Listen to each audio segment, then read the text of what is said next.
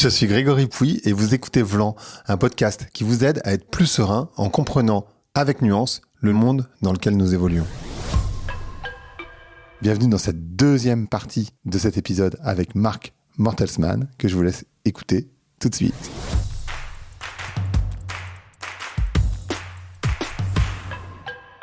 J'ai entendu un truc, alors peut-être que tu as débunké parce que je sais pas si c'est vrai, que les lions, mais beaucoup d'animaux en fait, j'ai un exemple sur, comment ça s'appelle, c'est pas les mythes, ce qu'il y a dans les arbres, c'est dans les bois, tu sais, qui mangent le bois. Ah, les termites. Les termites s'autorégulent, c'est-à-dire qu'en fait, la termite, ça je sais que c'est vrai, c'est-à-dire que quand elles se rendent compte que l'arbre va se casser la gueule, en fait, elles arrêtent de creuser. Elles envoient des microsons, elles arrêtent. Elles ont cette capacité à sentir que l'écosystème dans lequel elles sont en train d'évoluer est trop fragile et donc elles s'en vont. Et j'avais entendu que sur les lions, quand ils voyaient qu'il n'y avait pas assez de proies, ils étaient capables de se mettre en famine pour les laisser se reproduire, pour qu'eux-mêmes puissent perdurer sur le temps. Et j'ai l'impression que chez l'humain, on n'arrive pas à faire ça. C'est-à-dire que on voit qu'on extermine tout, mais c'est pas grave, on continue quand même. On n'arrive plus à s'auto-limiter d'une certaine manière, tu sais, pour reprendre ta première loi. Mais je sais pas si c'est vrai sur les lions. Je sais que c'est vrai sur les termites. Bah, je t'avoue qu'il faudrait que je vérifie. Je connais pas ces exemples, donc je m'abstiendrai de commenter. Tu vois, même moi qui, bien sûr. Dont c'est le métier, dont c'est la passion et tout. Bref, humilité. Par contre, sur l'humain, alors je veux pas trop taper sur l'humain, on en fait partie tous les deux, mais tu vois, encore hier, je prenais le RER et il y avait une affiche énorme qui disait, alors je me souviens pas des mots exacts, mais l'idée c'est que la Terre a des ressources pour chacun de ses fils, pour tout le monde. Mais elle n'en aura jamais assez pour la cupidité de tous. Voilà. C'est-à-dire que l'humain, tu vois bien, et on est tous co-responsables, hein. C'est-à-dire que le propre de l'humain, c'est d'être un espèce de morphale qui n'en a jamais assez. Est-ce que j'ai besoin d'aller plus loin ? Mais c'est pareil pour toutes les espèces au final, non ? Non, pas du tout, justement. Non, absolument pas. Alors, ce qui pourrait se rapprocher le plus de ça, mais même ça s'explique. Non, justement, le vivant, une fois qu'il est rassasié, il va pas tuer tout ce qu'il y a pour le plaisir de tuer. Ça existe pas. Pour jeter à la poubelle. Non. Tu sais très bien que tu as sans doute fait des podcasts sur la bio-inspiration, sur le biomimétisme. Ah si, biomimétisme, bien sûr. Voilà. Donc c'est un peu la bio-inspiration, c'est ce qui. Je connais pas le numéro du podcast, mais bien sûr, j'ai fait un épisode là-dessus. Bah voilà, et on salue ton invité, quel qu'il soit. Tarik Chek. Ah bah oui, c'est assez drôle parce que c'est un de mes premiers invités il y a 4 ans, quand j'ai créé Baleine sous Gravillon. On salue donc Tarik. Et une fois de plus, je sais plus ce que je voulais dire. Tu m'as dit, je sais pas si tu as fait des épisodes sur la biomimétisme. Oui, c'était pour te dire que le biomimétisme a édicté 10 grands principes qui sont directement inspirés par le vivant. T'as des exemples ? Oui, alors j'ai plus les 10 en tête, mais il y a justement le fait que le vivant soit très économe. Je prends un exemple que tout le monde va comprendre tout de suite, l'abeille, qui est un des rares insectes chéris, qui est un des rares insectes qu'on accepte, mais justement parce qu'il est encore exploité. Il fait du miel, heureusement. Bah oui. Un exemple de l'abeille.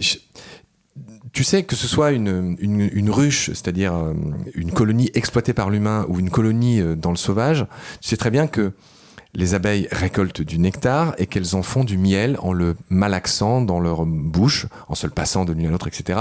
Bref, mon but, c'est pas t'expliquer comment elles fabriquent le miel, mais ce qu'il faut que tu saches, c'est que pour faire 1 kilo de cire avec lequel elles bâtissent, tu sais, les fameuses alvéoles de leur ruche, pour 1 kilo de cire, il faut 10 kilos de miel. C'est un processus pour les abeilles qui est très coûteux. Ok ? Et donc, chacun de ceux qui nous écoutent a l'intuition que les rayons des abeilles, ce sont des alvéoles hexagonales. Alors, je ne veux pas aller trop loin, mais tout le monde va comprendre. C'est-à-dire que c'est la manière mathématiquement la plus économique d'utiliser l'espace. C'est-à-dire que, en théorie, dans le monde mathématique, il n'y a que 3 manières de paver un plan. C'est le terme consacré. C'est-à-dire, imagine, tu sais, les tomates que tu as dans une maison. Il me semble que les tomates sont hexagonales. Oui. Donc ça, c'est une manière de paver un plan, sans qu'il y ait aucune perte. C'est-à-dire qu'il n'y a pas de petite zone sans tomates. Tu vois ce que je veux dire ? L'autre manière, c'est les triangles équilatéraux. Et la troisième et dernière manière, ce sont les carrés. Il n'y a aucune autre possibilité.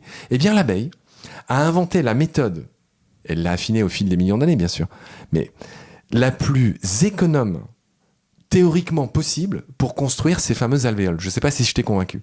Tu vois, donc il y a vraiment une idée de perfection là-dedans. C'est-à-dire qu'elle est vraiment au mieux de ce qu'elle pouvait faire avec ces fameuses alvéoles. On en revient à ma première question qui était la nature est bien faite quand même.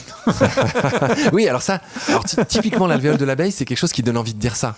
Bah oui, bien sûr. Mais tout, en fait, il y a plein de choses dans la nature qui nous donnent envie de Mais bien sûr, ça. mais si je te disais que les faux bourdons, qui sont les mâles des abeilles, n'ont qu'un seul rôle, c'est de passer leur gène, et qu'une fois qu'ils ont fait ça, ils sont chassés de la ruche et qu'on les laisse crever dehors, est-ce que tu trouverais que la nature est toujours bien faite pour les faux bourdons? Tu sais que je me suis toujours posé la question de savoir ce que c'était qu'un bourdon. Je sais même pas si ça pique un bourdon. J'avoue, je connais pas bien les bourdons. Alors là encore, tu vas repartir, j'espère, avec un cadeau. Tu vois, moi j'aime bien expliquer les tenants, les aboutissants, et j'aime bien dévider les pelotes. Je dis cadeau parce que tu vois, le dard, c'est pas un truc qui est arrivé dans le vivant ex nihilo. C'est-à-dire que le dard est ce qu'on appelle l'exaptation. C'est un gros mot qui veut dire quelque chose de simple, c'est-à-dire le recyclage, le réemploi, un changement de rôle, d'usage, d'un truc qui s'appelle, en gros, qui était une sorte de petit tuyau qui servait à pondre et à poser les œufs, que tu as dû voir chez plein d'espèces d'insectes. Eh bien, chez les aculéates, alors je retire ce mot, chez les insectes piqueurs, comme l'abeille, comme les guêpes, eh bien, cet ovipositeur, ce tube de ponte, s'est transformé en dard. Et donc, tu as la réponse à ta question. Chez toutes ces espèces-là, seule la femelle pique. Okay. Quand tu te fais piquer par une abeille, ou une guêpe, ou un bourdon... Et un moustique, par ailleurs. Alors justement, c'est pas du tout... c'est pas le même principe, le moustique, il est bâti autrement. Pour le coup, il n'y a que la femelle qui pique aussi, mais pour d'autres raisons. Oui, elle va chercher du C'est intéressant. Du sang, hein. Je m'en rends compte en te disant. Finis tes abeilles. Non, mais j'avais fini mes abeilles. Et pour ce qui est du moustique, apparemment, ça fait 2 fois que tu m'en parles. Vraiment, tu les aimes parce que pas. les gens les détestent. C'est pour ça que je dis ça. Oui, et puis on finit l'été, donc. Mais je comprends. En plus, à Lisbonne, ça doit être terrible. Non, il n'y a pas trop de moustiques à Lisbonne parce qu'il y a du vent. Ok. Ok. Et ben, le moustique, il pique pas avec. Il pique pas avec une sorte de dard qui est un tube de ponte recyclé. Il pique avec un rostre piqueur, c'est-à-dire en gros une espèce de seringue qu'il a dans la bouche. Et donc tu vois, c'est pas du tout le même processus. Ok. Mais ce qui se passe, c'est que tu vois, et là aussi, je pense que ça va tout de suite t'attendrir. En effet, il y a que les moustiques, il y a que les espèces femelles. Alors, je crois qu'il y a 3000 espèces de moustiques qu'on connaît dans le monde. Et sur ces 3000 espèces, il y en a que quelques-unes qui nous gênent parce que les femelles de ces espèces piquent l'humain. Mais je doute que ça te fasse changer d'avis sur eux. Mais tu sauras que, en fait, pourquoi elles le font. Pourquoi les mâles le font pas. Les mâles se contentent du nectar des fleurs. Or, les femelles vont piquer les humains. Pourquoi ? Parce que, comme beaucoup d'espèces, elles ont besoin de protéines pour pondre leurs œufs. Donc, c'est un espèce de geste maternel. Je sais pas si ça te... Si, non, mais j'étais au courant. Et alors, du coup, c'est quoi le mâle de la guêpe ? Ah bah, dans tous les cas, on les appelle les guêpes. Ah, d'accord. Mais donc, il y a des guêpes qui piquent pas. Puisque les mâles ne piquent pas. Les guêpes mâles, en effet, ne piquent pas. Mais il y en a très peu. Hein. Les guêpes, c'est comme les abeilles. Ce sont des colonies essentiellement de femelles. D'accord. Ok. Tu vois, je savais pas. Et pareil pour les bourdons. Tu sais, les grosses peluches noires avec des anneaux blancs et oranges, qui sont énormes.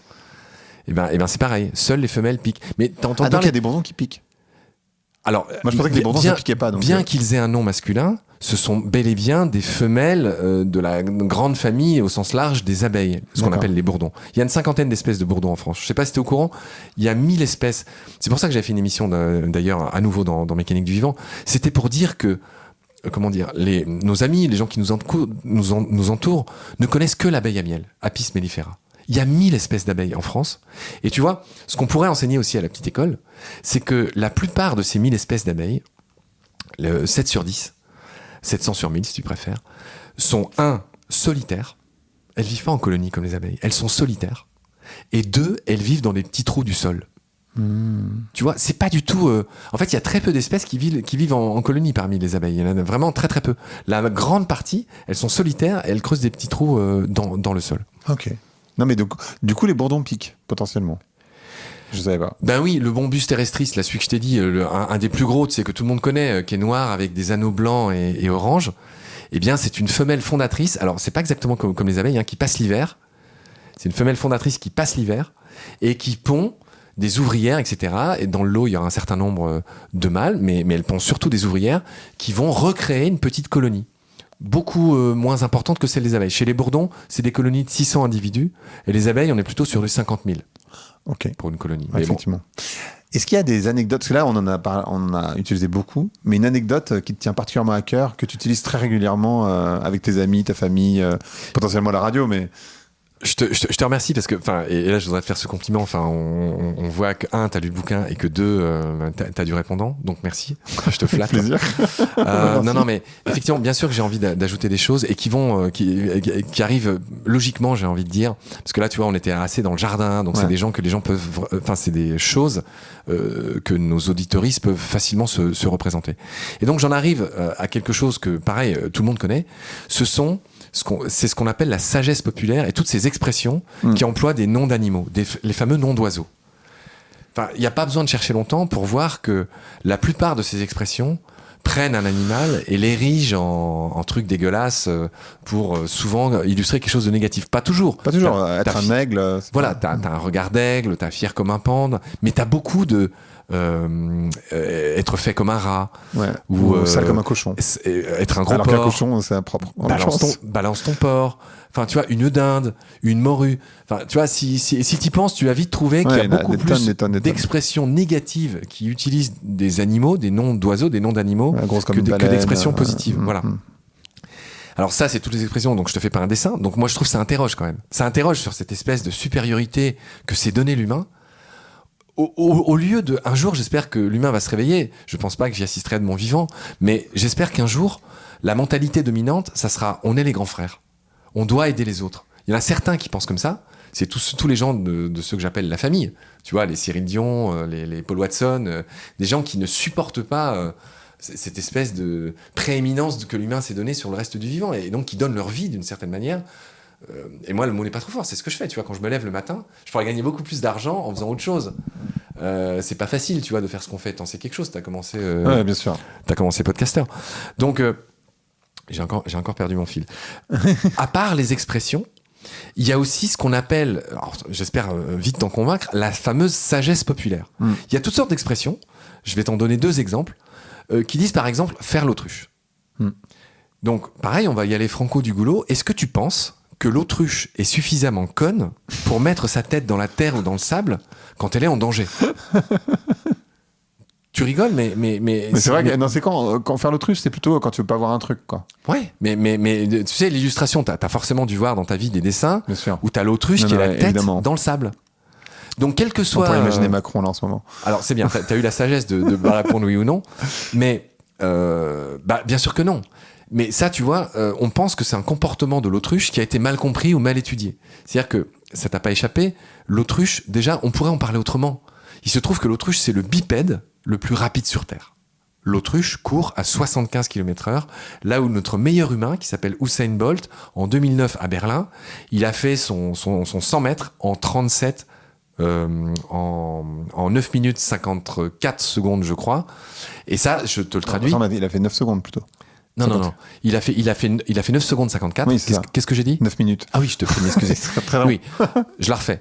Usain Bolt, à Berlin en 2009, il a couru son 100 mètres en 9 secondes 54, je crois. Et ça, je te le transpose, ça fait du 37 km/h, avec une pointe à 44. Bref, je te passe les détails. Mais tu vois, l'autruche, elle explose ce record. Elle court à 75 km/h. Mais qu'est-ce que l'humain a choisi de retenir? L'humain a choisi de retenir que faire l'autruche. Eh ben, tu vois, le comportement mal compris, c'est que vu que cet oiseau a des vestiges d'ailes, par exemple, quand elle couve ses œufs et qu'il y en a un qui roule en dehors du nid, eh bien, il utilise sa tête pour le ramener sous elle. Sa tête qui est aussi un membre dans ce cas-là. Et donc, on pense que c'est des comportements, ou alors quand il y a des petits parasites dans le nid ou des trucs qu'elle veut pas, indésirables, tu vois, elle les chasse, on a l'impression qu'elle picore dans la terre. Bon, quelle que soit la raison, c'est un comportement qui a été mal compris. Je t'avais promis un 2e exemple que j'espère tu vas aimer, c'est celui du caméléon. Pareil, on dit être un caméléon, faire le caméléon. Ouais. Bon, c'est encore... Enfin, tu vois, pour moi, c'est terrible. On a gardé que ce truc qui s'est déformé au cours du temps. Et quand tu vois des pubs, tu vois un caméléon qui passe devant, par exemple, un panneau rouge, il devient rouge, tu vois. C'est pas du tout ça qui se passe. Le caméléon, il est naturellement camouflé au mieux. C'est-à-dire qu'il est naturellement camouflé pour être dans les arbres où il vit, etc. Et ce qui se passe, c'est que le caméléon change de couleur. Alors déjà, il faut savoir que contrairement aux poulpes et aux sèches, il met une demi-heure à changer de couleur. C'est un processus qui lui prend du temps. C'est pas du tout immédiat comme on voit dans les dessins animés ou que sais-je. Et en plus, quand il le fait, cher Greg, c'est justement pour être vu. C'est-à-dire que quand un caméléon, souvent mâle, change de couleur, c'est pour dire fous le camp à un intrus sur son territoire, ou c'est pour dire oh là, vous habitez chez vos parents, à une belle qui serait de passage. Donc dans tous les cas, quand il change de couleur, c'est pour dire qu'il est en colère, ou c'est pour communiquer, c'est pour être vu. Voilà pourquoi le caméléon change de couleur. C'est l'inverse de ce qu'on pense. C'est l'inverse de ce qu'on pense. Et tu vois, je pourrais te donner des exemples à l'infini. Je vais en rester là. Peut-être j'ai quand même envie de te signaler le QI d'huître ou la mémoire de poisson rouge. Ça, c'est vraiment un truc terrifiant, je trouve. Parce que moi, tu sais, je suis ancien prof de plongée. J'ai plongé pendant presque 5 ans de ma vie. Et donc, c'est pas pour rien que mon podcast s'appelle Baleine sous gravillon. Parce que j'ai ce lien avec l'eau. Moi, mon élément, c'est l'eau. Toi, c'est peut-être le feu ou la terre. Moi, j'adore l'eau aussi. Bon. Je nage beaucoup. Bon, bah voilà. Et on est grands tous les deux, donc c'est pas étonnant. Tu vois, je trouve ça terrible parce que les poissons sont vraiment dans un angle mort du respect du vivant. Pour des raisons qu'en plus, on peut comprendre et analyser. C'est-à-dire que le poisson, il a des grands yeux qui sont fixes. Il a pas de paupières. Donc, il est beaucoup moins expressif. Et l'humain, ça, c'est un truc que Albert t'expliquera demain. Albert Moukébert, ce spécialiste du cerveau, collègue de France Culture. C'est que l'humain, il est bâti de telle manière, y compris psychiquement, pour se sentir proche de ce qui lui ressemble. Oui, on fait dans un morphisme en permanence. Voilà. Mais je sais pas si tu es au courant. Les dauphins qui sourient. Et tu vas comprendre le grand malheur des requins. Le grand malheur des requins, c'est que, je sais pas si tu es au courant, mais une truite ou un thon, génétiquement, sont infiniment plus proches de l'humain que d'un requin. Je sais pas. Donc là, je viens de te donner une des raisons pour lesquelles, presque naturellement, les requins sont tellement plus détestés que les poissons. Déjà, ça vole pas haut chez les poissons. Hein. Enfin, oui. Tu vois ce qu'on fait des thons. Et donc, un poisson rouge, c'est intelligent ? Eh ben, je vais te dire un truc. C'est que l'expression une mémoire de poisson rouge, tous les aquariophiles, tous les gens qui ont un aquarium chez eux, te diront qu'un poisson reconnaît celui qui le nourrit. Et donc, faut pas croire qu'ils sont aussi bêtes que ça, les poissons. C'est-à-dire qu'un poisson fait la différence entre celui qui le nourrit, celui ou celle qui le nourrit, et celui qui est juste là de manière passagère et qui va pas le nourrir. Donc, tu vois, ils ont de la mémoire. Et je vais donner un deuxième exemple dans le sauvage, moi qui suis plongeur. Il y a le labre nettoyeur, tous les plongeurs le connaissent bien, ce poisson. C'est un tout petit poisson, tu sais, qui est magnifique, qui est rayé de noir, de blanc et de bleu. Et tu sais, c'est ce qu'on appelle dans l'océan les stations de nettoyage. Et partout, tu as forcément dû en voir. Et donc, les animaux, je pense aux raimentas, aux gros poissons, aux carnivores, aux herbivores, à toutes sortes de poissons, ils font la queue pour être nettoyés par ces poissons. Et ces poissons, ces labres nettoyeurs qui font 10 cm de long, hein, comme un poisson rouge, sont infiniment intelligents. Ça a été montré par des études. Déjà, ils distinguent les herbivores des carnivores. Ils distinguent les clients qui reviennent de ceux qui sont nouveaux. Ils distinguent les dangereux des pas dangereux. Et là où ça devient complexe et formidable, c'est que la femelle est souvent une chipie et qu'en fait, ces poissons, même s'ils sont censés gober les peaux mortes, en fait, ils adorent quand même les peaux pas mortes et le mucus qu'ils sont censés ne pas toucher. Et donc, de temps en temps, c'est des coquins. Et quand ils font une coquinerie, là, il y a deux options. Soit le client se fâche pas trop, soit il se fâche. S'il se fâche, le poisson, le labre nettoyeur, va être capable de lui faire un petit massage avec ses petites nageoires pour le calmer, parce qu'il a compris qu'il était en colère. Et donc, tu vois, c'est un billard à plusieurs bandes. Et j'espère t'avoir convaincu, parce que j'adorerais te raconter ce labre pendant longtemps. Mais tu vois, en fait, c'est l'humain qui voit pas et qui se permet de croire que tout est bête. Tu vois, même l'abeille.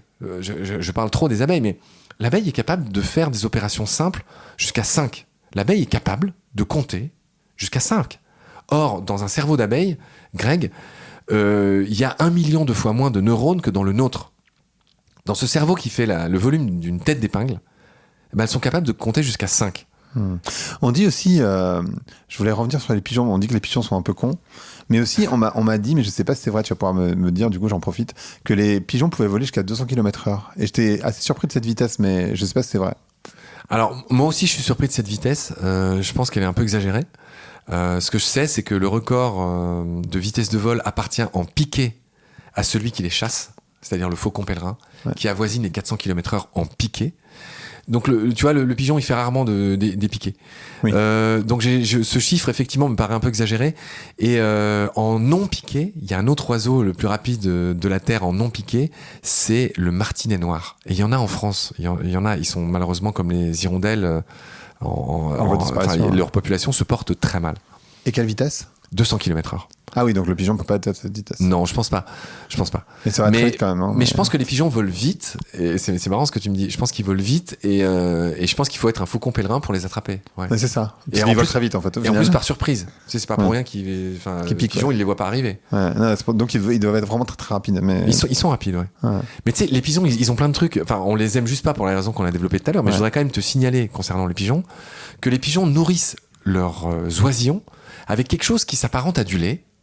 Donc tu vois les soins maternels, etc. Première chose. Et deuxième chose, ils communiquent aussi avec du bruit qu'ils font avec leurs ailes. Ça t'a pas échappé que quand il y a une nuée de pigeons qui s'envolent en face de toi, il y a un bruit. Ouais, comme les pigeons blancs là. Qu'on préfère d'ailleurs. L'oiseau de l'amour, pardon. Ah, les colombes. Les colombes. Oui, tu vois, donc elles ont acquis une capacité à faire du bruit avec leurs ailes qui est un signal d'alarme, qui est un signal d'alerte pour les autres. Ah, donc c'est avec leurs ailes. Moi je pensais qu'elles le faisaient avec avec leur bouche, quoi. Je sais pas trop. Non, ce bruit que t'entends, la typique des ailes, c'est fait pour, entre guillemets. Tu vois, c'est encore une petite pépite en plus sur des animaux qu'on déteste tant. D'accord. Une autre question que j'aurais posée, mais... est-ce qu'il y a des choses qui t'ont émerveillé particulièrement Enfin, il y en a beaucoup, j'imagine, mais une chose qui t'émerveille et que tu aimes bien partager sur le monde vivant. Alors, je pense que je t'en ai parlé beaucoup. Je t'en ai livré beaucoup. Non, mais ça me dérange pas de t'en donner d'autres. Quelque chose qui m'émerveille sur le vivant, c'est par exemple le fait de savoir. Je t'ai dit que les pigeons nourrissaient leurs pigeonneaux avec quelque chose qui régurgite, qui ressemble à du lait. Figure-toi qu'on a découvert récemment que les blattes, pour parler d'un autre insecte que les gens détestent, font la même chose. C'est-à-dire que les insectes que les gens détestent tant sont capables de fournir des soins parentaux. Tu vois, là, on est en train de parler de mon premier livre qui s'intitule « En finir avec les idées fausses sur le monde vivant ». Mais dans un mois, fin octobre, là, je sors un deuxième bouquin dans lequel je raconte les origines des noms des espèces, avec un gros clin d'œil à Darwin, tu vois, les origines des espèces. Et là encore, pour moi, c'est un autre biais pour raconter le vivant aux gens. Et si je te parle de ça, c'est que dans ce bouquin, à un moment donné, je parle d'un étrange amphibien qui s'appelle la Cécilie, ou le serpent pénis. Et là, je commence à t'intéresser plus. Non, Cécilie, ça vient d'une race. J'ai plus 15 ans, tout va bien. Les Cécilies, en fait, ça ressemble à des serpents, mais ce sont des amphibiens sans pattes qui ressemblent en gros à des serpents. Donc tu comprends mieux serpent pénis. Et en plus, elles ont une espèce de tête et de corps. Je te fais pas un dessin qui font qu'elles sont surnommées comme ça. Elles ont un autre nom qui est Cécilie, et là tu reconnais cécité dedans parce qu'elles sont presque aveugles. Ce sont des amphibiens fouisseurs qui vivent dans la terre et qui sont donc fouisseurs. Eh bien, les Cécilies, on a découvert récemment qu'une espèce fournissait du lait assez petit, donc auquel, elle fournit des soins parentaux. L'humain est loin d'avoir l'apanage de ça.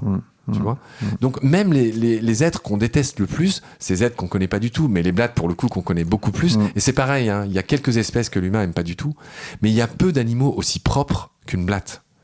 Tu vois, paradoxalement pour les en fait, les cafards, ça t'échappe pas que là où il y a des cafards et des blattes, elles sont pas arrivées par hasard, elles sont là arrivées parce que l'endroit où tu vis est sale, mais elles-mêmes ne sont pas sales. Je sais pas si j'arriverai à te convaincre de ça. Elles nettoient. De la même manière, les rats, les araignées aussi, non? Alors, les araignées, c'est pareil. Alors, il se trouve que les araignées font partie des animaux les plus diabolisés, y compris dans le cinéma. Elles partagent ce privilège avec les requins. Or, les araignées sont non seulement géniales, très utiles, mais très propres. Ouais. C'est-à-dire que toutes ces vieilles toiles d'araignée là, recouvertes de poussière qui sont je montrais un coin de ta pièce, mais alors on est dans un podcast, mais non, c'est très très propre chez toi. C'était figuratif mon geste. Non, quand on tombe sur de vieilles toiles d'araignée inoccupées recouvertes de poussière, il faudrait surtout pas croire qu'elles sont encore occupées. D'évidence, non. Les araignées, il suffit de les observer. Dès qu'il y a des petits débris qui se prennent dans leur toile, soit elles en construisent une autre, soit elles virent ces débris. Donc les araignées sont bien sûr très propres, en plus d'être géniales, comme je te le disais. Je sais pas si tu es au courant, mais la fameuse soie, la matière avec laquelle elles tissent leur toile est une matière prodigieuse. Elles ont inspiré le Kevlar de certains gilets pare-balles.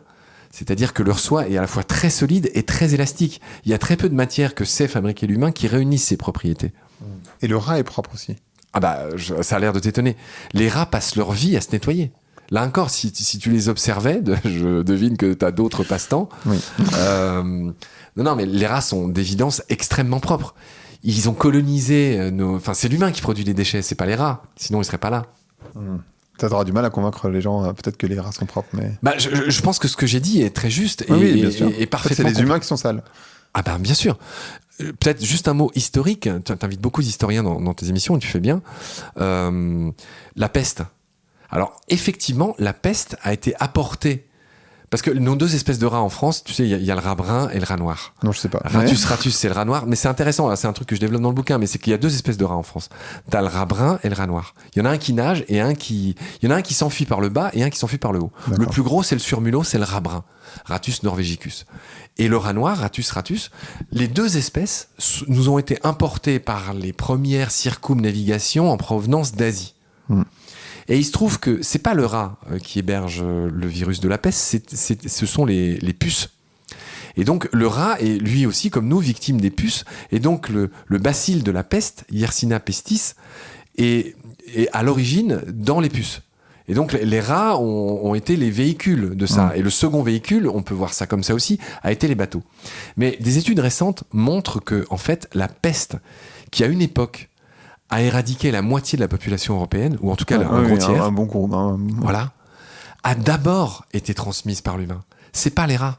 Les rats les ont transmises aux premiers humains, mais c'est parce que l'humain, à ces époques-là, était tellement sale et voyageait tellement, c'est d'abord l'humain qui a transmis la peste, plus que les rats. Les études le montrent.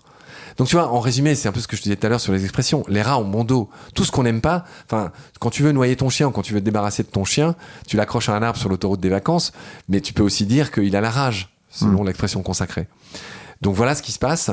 Et tu vois, moi je me bats dans Baleine sous gravillon pour réhabiliter tous ces animaux qu'on connaît pas et qui sont pour nous des exemples de choses qu'il faut éradiquer. Tu vois, je t'ai beaucoup parlé du renard. On a déjà parlé des araignées. Je pourrais te parler des serpents.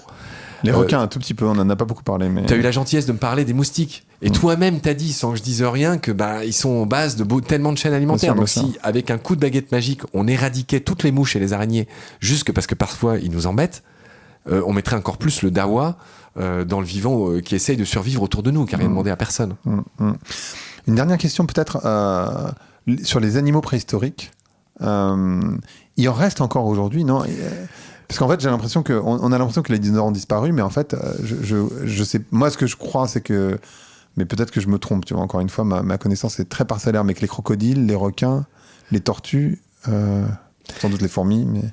Alors, tu fais état effectivement d'un chapitre du bouquin qui raconte les fossiles vivants, les espèces reliques. Bon, ça c'est une expression qui est fausse. Je vais dire pourquoi dans un instant, mais je vais partir d'un énorme, je ne sais pas comment dire, je vais partir de Jurassic Park. Il y a peu de gens parmi celles et ceux qui nous écoutent qui connaissent pas Jurassic Park. Tu seras sans doute étonné de savoir, et eux aussi, que dans Jurassic Park, tous les dinosaures stars ne datent pas du Jurassique. Ils sont du Crétacé. Et je pense que c'est ça ton clin d'œil. Je pense que c'est un truc qui t'avait marqué. Alors, premièrement, dans Jurassic Park, le T-Rex, le Vélociraptor, même le Triceratops, ils sont du Crétacé. Et tu vois, et là, ça me permet d'illustrer un autre truc que les gens connaissent pas, et je pense qu'on pourrait apprendre un peu plus sérieusement à l'école. C'est que tu vois, notre planète, elle a 4,6 milliards d'années, grosso modo. La vie, elle est apparue très vite. Elle est apparue il y a 4 milliards d'années. Pendant 2 ou 3 milliards d'années, toute cette vie, elle est restée dans l'océan. Et tout commence quelque part, pour la vie, quand elle sort de l'eau. Et ça, c'était très récent. Je mets de côté les bactéries qui sont sorties avant, mais les premières plantes, puis les premiers crustacés qui sont devenus les insectes. Je sais pas si tu es au courant, mais les ancêtres des insectes, ce sont les crustacés. Je te parlais des Playmobil tout à l'heure, les arthropodes, là, qui aujourd'hui encore constituent 42% de la biomasse animale. C'est-à-dire, si tu pèses tout ce qui est animal et tout ce qui vit sur Terre, 42%, c'est tout ce que j'ai appelé les Playmobil, les crustacés, les insectes, les araignées. Les araignées qui sont pas des insectes au passage, hein. 42%, c'est ça. 30%, c'est les poissons. Et l'humain, c'est 2,5%. Je ne veux pas donner trop de chiffres. Mais tout le reste des mammifères sauvages, éléphants, baleines, dromadaires, compris, tous les mammifères sauvages, c'est 0,3% du vivant. Les humains, 2,5%. Et le bétail humain, 4,5%. Tu vois ? D'où ce chiffre que beaucoup de gens connaissent d'instinct. On dit souvent, et ce chiffre est exact, que les humains et leur bétail représentent 95% des mammifères, et il reste 5% pour le sauvage, terrestre et marin. c'est-à-dire je te parlais des éléphants et des baleines, eh bien il reste 5% pour tous les mammifères sauvages. 95% c'est l'humain et son bétail. Incroyable. C'est passionnant, hein. On a envie de continuer, mais on va s'arrêter quand même. Le podcast s'appelle Vlan. Je voudrais savoir à quoi tu veux ouvrir ou claquer la porte. Pour ceux qui veulent continuer, ils peuvent acheter le livre, hein, tout simplement, mais il est dense. Pas si long, mais non, il est dense. Je voudrais ouvrir la porte à la curiosité. Je prie pour que celles et ceux qui nous écoutent, et je pense qu'on prêche des convertis, parce que le simple fait d'écouter tes podcasts, voilà. Mais je prie aussi pour qu'ils aient l'énergie et la volonté de transmettre ce qu'ils auront éventuellement appris, pour qu'ils aient la curiosité et l'énergie de nous aider, de m'aider à changer la vision sur ça. Et juste le fait qu'on pourrait quand même globalement mieux connaître ce vivant avant de décréter qu'on va le protéger comme ci ou comme ça. Il y a beaucoup de choses qui sont faites qui sont contre-productives. C'est-à-dire qu'il y a, malheureusement, j'ai fait plein d'émissions avec les centres de soins faune sauvage. Les centres de soins faune sauvage croulent sous les oisillons qu'on leur ramène ou les bébés hérissons qui n'avaient pas du tout besoin d'être rapportés. C'est une grosse erreur. C'est pas parce que tu vois un oisillon ou un hérisson et que tu vois pas sa mère qu'il a été abandonné. Donc tu vois, c'est malheureusement contre ça qu'il faut lutter. Je m'arrête là parce que sinon c'est reparti pour un tour. Mais donc j'ouvrirai la porte à cette curiosité, à cette bienveillance qui pourrait être véhiculée par chacun de celles et ceux qui nous écoutent, tu vois, dans leur famille, chez leurs potes, au boulot ou ailleurs. Et Vlan, à quoi je dirais Vlan ? Ben peut-être à ce qu'on a dit au début. C'est-à-dire se rendre compte que on vit dans un monde et on est acteur de ça. Hein, c'est-à-dire qu'on n'est pas en train d'être dans un fauteuil en train de juste regarder les trains qui passent. On vit dans un monde où on est très sollicité et où on est sommé de dire j'aime pas. Peut-être qu'il faudrait commencer à accepter la complexité, d'abord la nôtre, et à effectivement, pour éveiller les consciences, essayer de se dire qu'on n'est pas tout seul, quoi. Déjà en tant qu'individu, en tant que, pourquoi pas que famille, tu vois. Puis on grossit comme ça, on n'est pas seul en tant que Français. Et essayer quand même de plus jouer collectif. Je pense que c'est d'ailleurs une des grandes leçons des JO qui nous ont tous émerveillés cet été. Je sais pas toi, qui était au Portugal. Ouais, mais je t'ai vu quand même. Hein. Tu dois avoir une partie de ton cœur qui bat portugais, j'imagine. Non, j'en suis pas là. Moi, je suis très français encore. Mais oui, mais on a vu ça pendant les JO, c'est vrai. Ouais, tu vois, c'est une leçon, c'est qu'ensemble on peut. Enfin, tu vois, c'est le slogan. Je sais pas comment ça s'appelle. C'est la devise des Jeux Olympiques. Tu te souviens qui dit Citius Altius Fortius communitaire. Tu sais qu'elle a changé. On a ajouté communitaire dedans. C'est pas pour rien. Donc ça, c'est mon grand espoir parce que clairement. Enfin, nos podcasts en sont la preuve. Il y a quand même vachement plus de gens qui consacrent une énorme partie de leur temps à regarder les matchs de foot, à regarder le sport. Et c'est très bien. Oui. Moi-même, je suis sportif, j'adore le sport et tout ça. Mais si on mettait un tout petit pourcentage de ce qu'on consacre à nos hobbies dans cette nécessaire protection du vivant, parce que encore une fois, c'est pas que décoratif le vivant, c'est pas que ce qu'on mange, c'est pas que le poisson rouge dans son bocal. On en a besoin. On a besoin des arbres. C'est le mur de pierre auquel tu faisais référence. Voilà, tu vois, on en a besoin. Donc là, ce petit effort que je propose, cette petite supplément d'âme et de curiosité que je propose, en plus, on en a besoin. Tu vois, c'est pas juste voilà. Parfait. Merci beaucoup à toi. Je t'en prie, Greg. À bientôt. À bientôt, salut. Merci d'avoir écouté Vlan. Si vous avez aimé l'émission, n'hésitez pas à mettre des étoiles sur vos plateformes de podcast préférées. Vous pouvez aussi partager l'épisode sur vos réseaux sociaux, Instagram Stories, Facebook, LinkedIn, où vous voulez. Je suis Grégory Pouy. Vous pouvez me retrouver sur l'intégralité des plateformes sous le nom Greg from Paris. Si vous avez des idées pour des invités, si vous avez des commentaires, n'hésitez surtout pas à m'envoyer un message. Allez, merci et à bientôt.